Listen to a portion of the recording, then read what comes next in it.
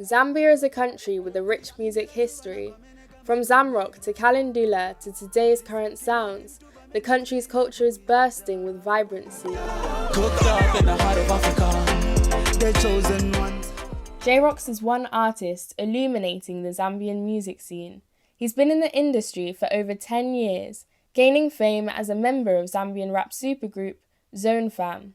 Known as Roxa amongst his fans, he hopes to inspire the minds of his fellow Zambians. I am on a plan to take off.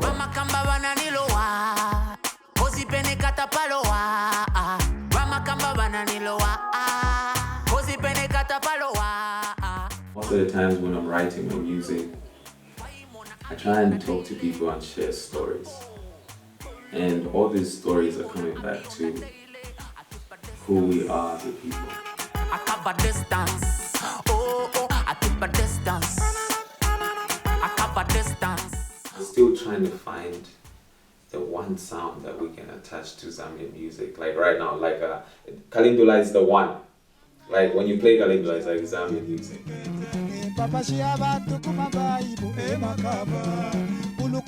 Kalindula is a musical style characterized by its up-tempo rhythm, recognizable Kalindula bass, and often traditional drums. Kalindula comes from Congo, Katanga province. It's from a group called Kalindula. Kalindula are professional mourners. Those are the ones that are hired to go and cry, mourn for the dead. They are hired. That's where the word Kalindula comes from. Now, the border between Zambia and Congo is porous, especially from Mapula and things like that. In Mapula province, it's very difficult to tell who's Congolese, who's Zambian there. So it moved from there. It's like this big train moving, but it changes form. It changes the taste and the flavor. Amayenge are one of Zambia's most cherished groups dedicated to Kalindula. With a career spanning over more than 40 years, they have received worldwide acclaim and have flown the Zambian flag at performances across the globe. In 1989, they played at London's WOMAD Festival, a renowned yearly event celebrating world music.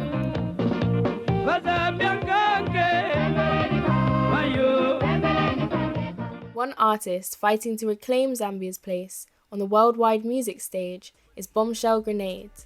Identifying as one of Zambia's top female rappers, her song Backshot incorporates Kalindula sounds.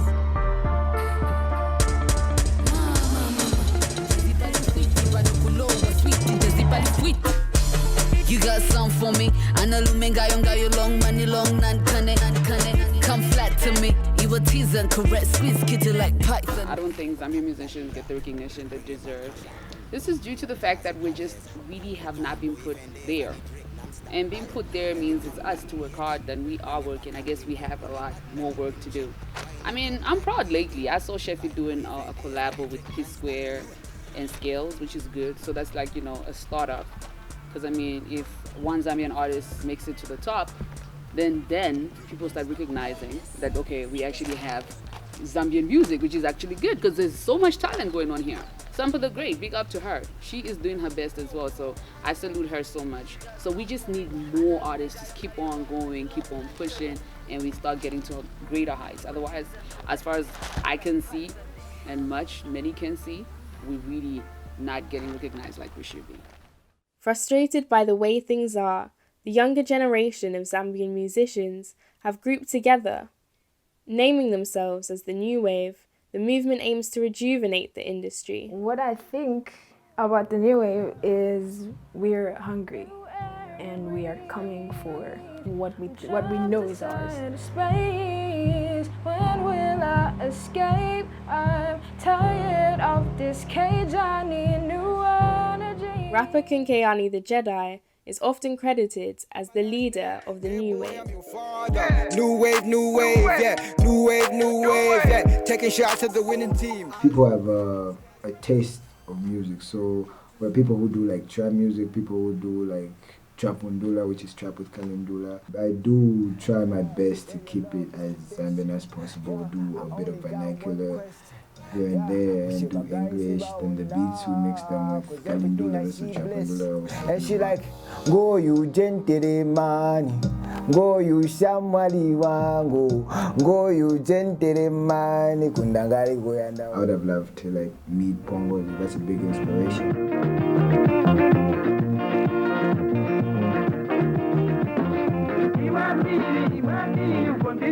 Bongo Z was amongst the pioneers of Zamrock, a popular genre born in 1970 Zambia.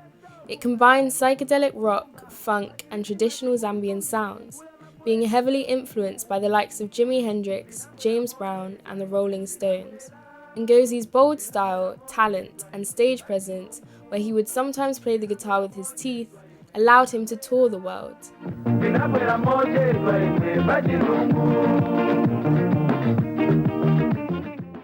Zamrock's creation was sparked by Zambia's independence in 1964. First President Kenneth Kaunda, an avid music lover himself, made a law which meant that 95% of music on the radio had to be of Zambian origin.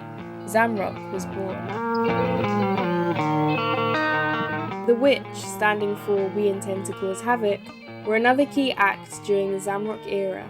The band was made up of 5 musicians, including frontman Jagari Chanda. It was a new thing, so it was a new phenomenon. While people accepted and they enjoyed to see the local bands recording and performing, they were thinking that we are making the school-going children wild. In that sense, yes. When I think of the past, of things the late 70s through to the 80s brought a series of events which hammered at Zambia's music industry and at the country in general. Economic crises that plummeted copper prices, the AIDS epidemic which took the life of artists, and rules which meant that musicians were unable to perform at night brought an end to Zamrock. Today, artists continue to spread a message of Zambian pride. In November, Zambian lager brand Moseni collaborated with musicians J-Rock's, Yomap's, Mike Burner and Natasha Chansa, as well as other prominent figures, to create the We Are Z campaign. So the bass has it bits for you. So turn up the speakers and feel the flow. We unearthed the us that we never knew. Now you better take cover, we about to blow. The We Are Z campaign basically was to show that people around need to start looking outside for answers that we already have within. Like, oh, we have creatives, we have the stylists, we have the doctors, we have the pilots, we have the athletes, we have everything within. So we need to stop comparing or looking outside for the solutions that are already inside. It's about time that we put our own on a pedestal. J-Rock, who also features in this campaign, believes in the power of the African continent. As well as inspiring people through his music, J-Rock is currently creating a comic book aimed at connecting the younger generation with their roots. I'm pro-African. I've been at it for the longest time, and there's certain things that I feel, we as Africans we don't tap into anymore. We've decided to abandon a certain part of who we are. The only way to change the view or to give hope to Africa is if we start talking to the little ones today and start letting them understand that, look, when you look into the mirror, what do you see? What do you see?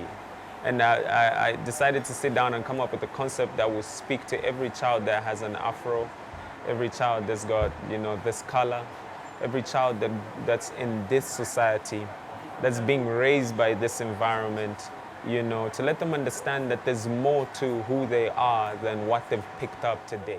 In recent years, the light of Zamrock has been illuminated once again across the world. This has enabled the last surviving member of the Witch, Jagari Chanda, to tour Europe and America, infusing the world with the story of Zamrock. Well, for me personally, it's like a new lease on life. I'm grateful that they've been well received.